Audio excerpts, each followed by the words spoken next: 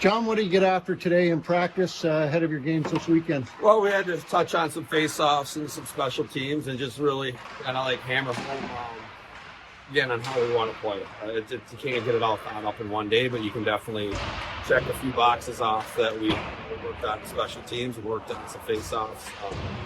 And again, we got to still make sure guys are excited to get ready to play on Friday. You talk a lot about possession and forecheck, and a little bit of that is the theme of the team going forward.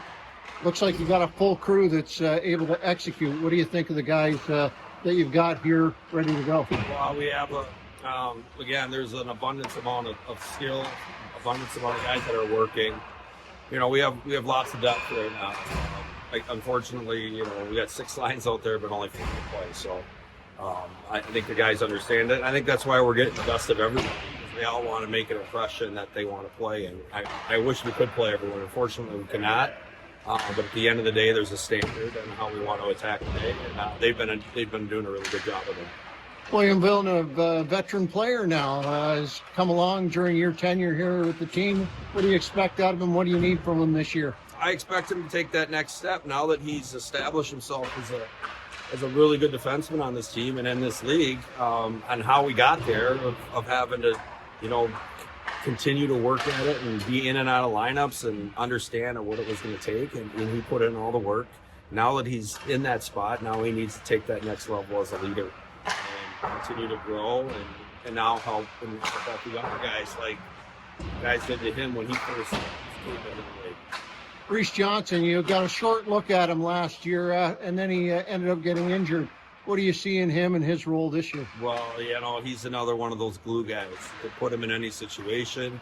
You could put him out on a shift to make sure that, you know, we want to preserve a lead. You can put him out there to create some momentum for your team, the way he plays, with the speed and his energy. And, you know, for the short time that we did see him, I mean, he was really effective in the games. Actually, we missed him big time when it came to playoffs last year. It's obviously a long season coach. There's a lot of wins and losses. How do you keep the young guys motivated to get throughout the season? Yeah, just for them to stick to the process. You know, it's a tough league to come into, understanding, you know, a lot of them are coming from, you know, whether it's college at 40 games or juniors at 50, 60, it helps a little bit more. But, you know, just the consistency and the pace of everyday practice, they're not used to seeing that. And, you know, that by the quicker they can adapt to that speed, the better they're going to become, and that's going to help their development as they move forward.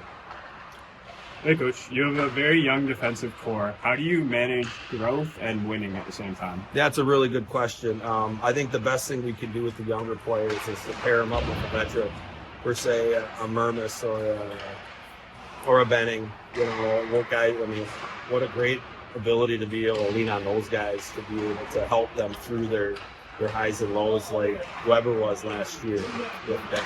They can help this development, and then the getting them the reps and putting in situations also to succeed. Try not to, you know, give them too much too early so they can get their feet wet. But then once they're ready, you know, keep giving them more. So it's for sure a balancing act. But again, the good ones understand it, and they want to create their foundation, and then they'll build up off of it from there. Hey, Coach, how valuable is the experience that a guy like Logan Shaw brings to this team? I can't say enough about it because he has a standard himself. He's a pro. He comes to work every day. Doesn't take any of it off. If you ever watch him practice, he's constantly doing the right things. He's a pro's pro.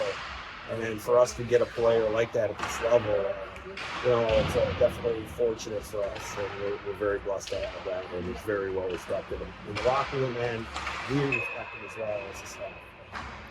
Coach, 7 division games to open the season. How good of a test is that to get your team going in? Boy, you play them so many times. You got to make sure you set that tone. Like we talk about standards and how we want to play in identity. And what better way not to do it than against teams in our own conference and division? We want to set the standard and let them know when they're playing against the Toronto Marlies that they're in a game.